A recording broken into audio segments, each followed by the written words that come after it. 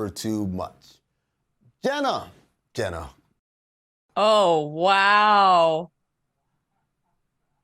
Oh, wow.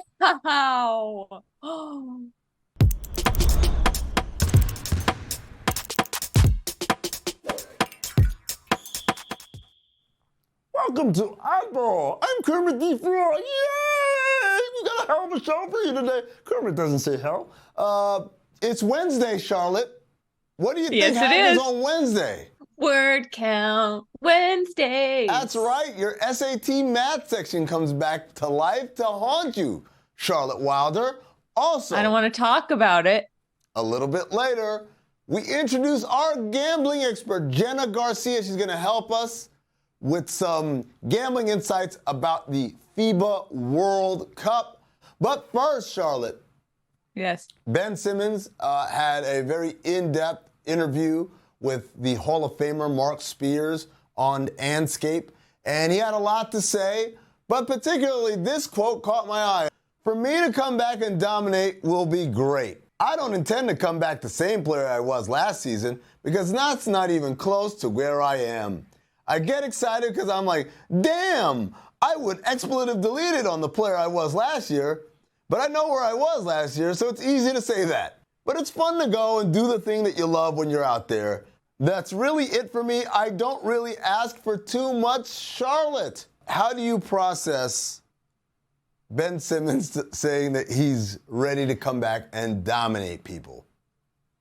How do I process it? Because I know how I process it, and it's, I'll shorten it for you. My process is, ha! I don't want to hear about how you're going to dominate people. I don't want to hear about what a great summer you're having. I don't want to watch Instagram videos of you shooting threes and like, oh, look, I can really do it now. I'm not left-handed, so that was me trying to do a left-handed jump shot. But, like, we've heard enough of it. At this point, nobody wants to hear this guy talk other than say, I'm committed, I'm ready to do what it takes, and then go out there and do it. But, like, oh, I would dominate. Ooh, I wish I was. Like, nobody wants, you're not fooling anybody.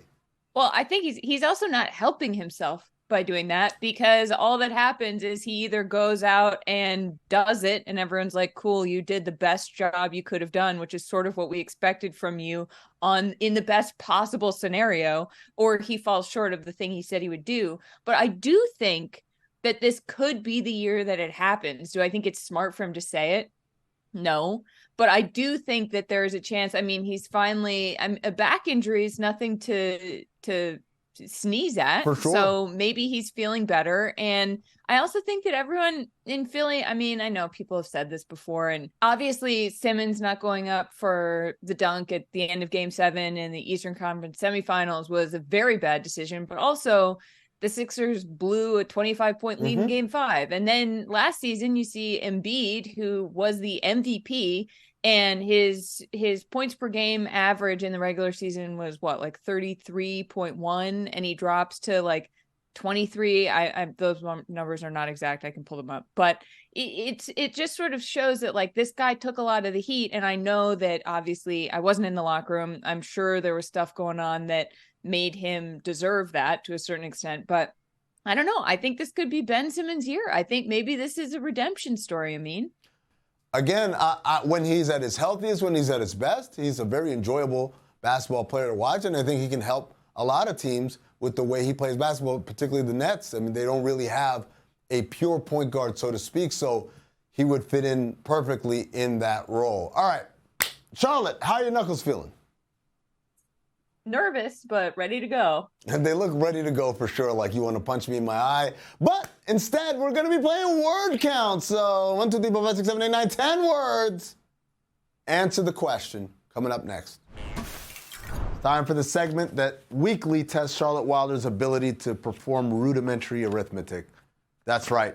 It's called word count.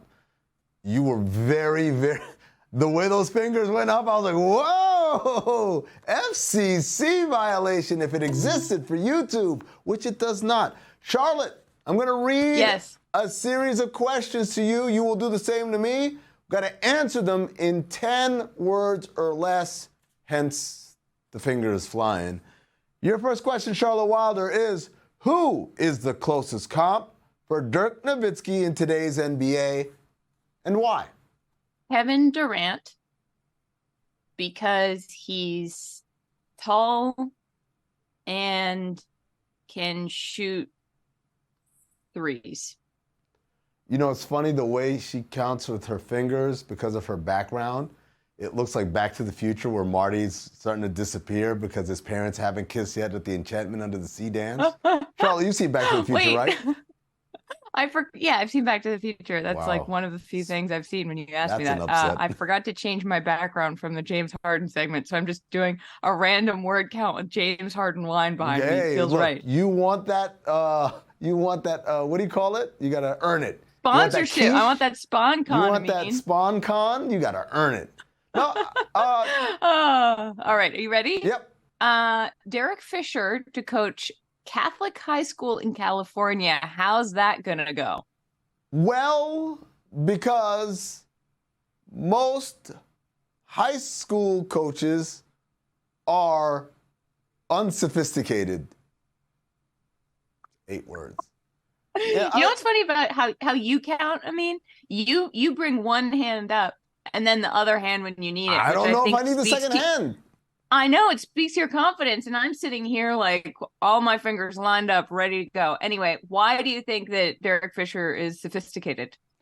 Well, I mean, I just think like when you've been coaching in the NBA and the WNBA as Derek Fisher has, you just have a wealth more of like sophisticated approaches to the game that most high school coaches, not all high school coaches, obviously there's some great high school coaches out there who are incredible tacticians and stuff like that.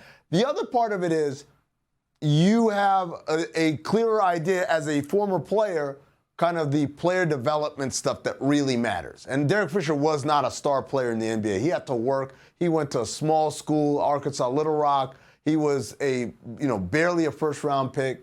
And he carved out a long career. And so I think when you have kind of that background plus the coaching, it becomes a little bit more applicable than some old guy who's been coaching high school since Hoosiers. This is just me. I don't know. It's true. I'm also going to use the word sophisticated more. That's a word that we don't use enough in today's NBA media. There's not a lot of sophistication. That's why. All right. Charlotte, question number 2. Random NBA players you have stock in. Mikal Bridges and Kyle Lowry, because I think they, God damn it, seem nice. It's 11 words, so Charlotte lost the game in case you're keeping track at home.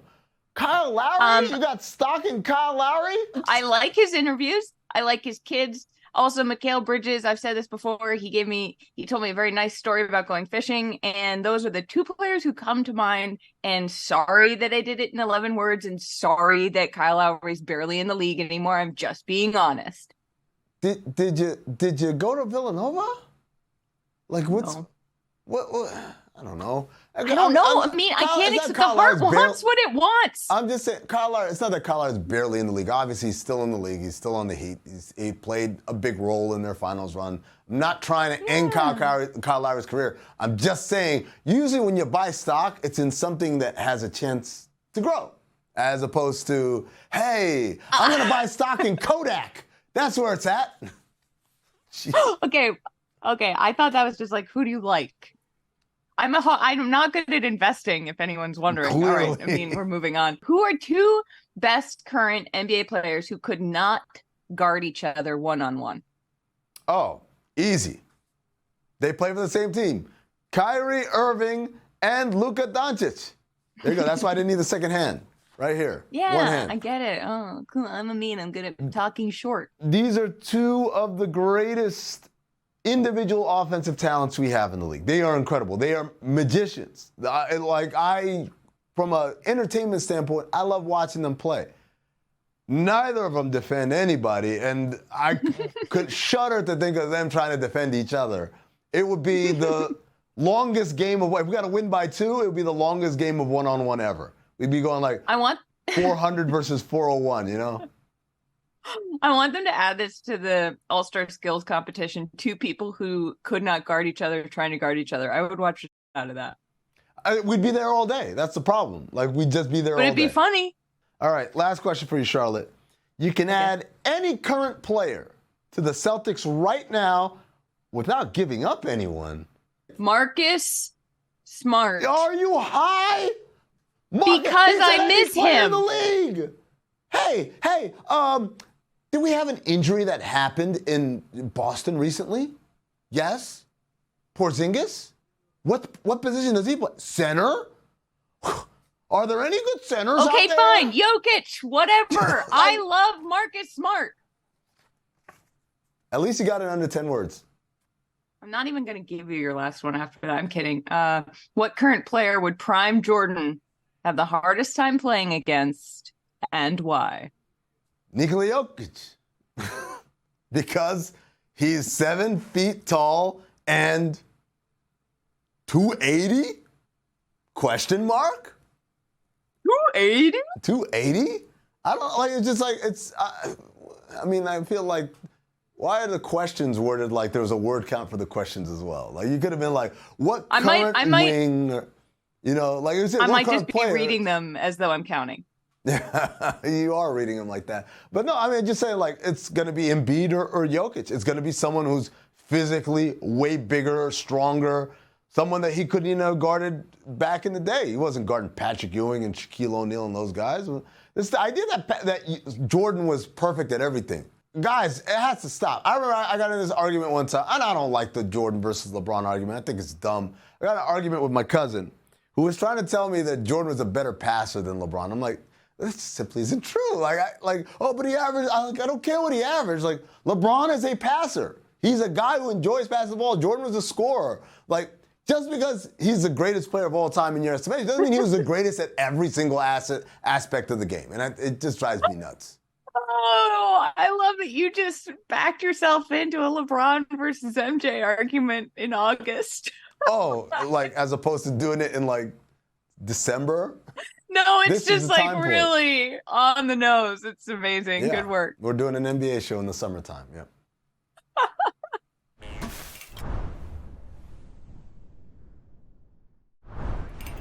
All right, FIBA World Cup. Phase 1 is done. Phase 2 is coming at you. And for that, we want to make some money. We want to put something on it. And no better person to bring on than Jena Garcia. She's going to be our gambling expert on Oddball. Welcome, Jena. World Cup Phase 1 was done. We had a lot of standard things that we saw. Like, we knew Team USA would go out there and go unscathed. We knew some of these other teams would get kicked around. But I don't think we knew that Canada was going to be some Terminator machine destroying teams. How much better did they do than the betting lines? Because it looked like the betting lines were very conservative and Canada was out here just demolishing. Yeah, that's actually true. Canada, in the first game, they were not favored by nearly as many points as they were ended up favored in the second game or even the third game. The third game, I think they were like minus 12,000 going into the game. Mm-hmm. They ended up trailing Latvia for the first half. And I took them live because I just could tell it's Canada. This team is better, more talented than they've ever seen a Canadian team. Books weren't really ready. So you could trail and wait for Canada to fall behind their opponent in the first couple minutes and get them at a plus money value. So they've been a really fun team to bet on. They're blowing people out of the water. Ended up sweeping their group. Yeah, no, I'm going to need a lot of help this season on the betting stuff because as word count has established, I can barely count to 10 on two hands. So do you have an overall piece of advice for betting the World Cup? Like, are there certain things that you look at and then make your decisions on, or are you really just going like team to team, day to day? Or do you have is there a strategy? Like what's the deal here, Jena? Help me out. There's definitely a certain strategy to take when it's international basketball. You have to remember the international game is a little bit different. If you've been watching any of the World Cup, you'll see like the hand checking rules and the calls that Team USA is used to getting in the NBA. They haven't been getting as easily, even though they've shot more free throws than any other team in the tournament. So we'll just leave that there. But how many NBA players are in this roster? What is the matchup? And who is the big man on the floor? Because in international basketball, your bigs, your center, your front court really do matter a lot more.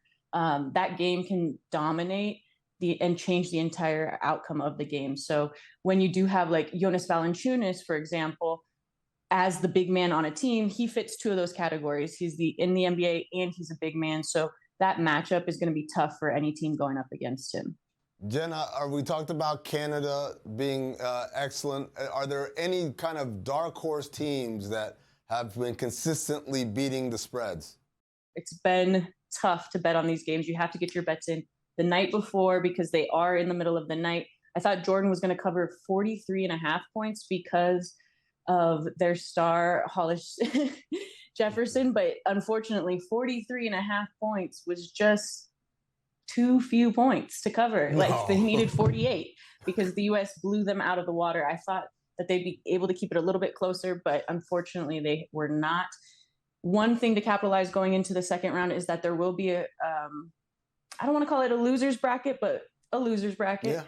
Yeah, that's it. And in that bracket, to cover the spread, you'll be able to find some pretty good teams to cover, such as I believe China's going up against Mexico in the next round. China actually had a pretty okay tournament in the first round, even though their scores don't look like it. Mexico, on the other hand, had an awful tournament, got blown out by like 20 points. So in that second round, looking to cover against teams that have really struggled. France, Mexico, just teams that have stars that they didn't bring this go around. And obviously France didn't bring Wembanyama, but they do have Gobert and Batum, Evan Fournier.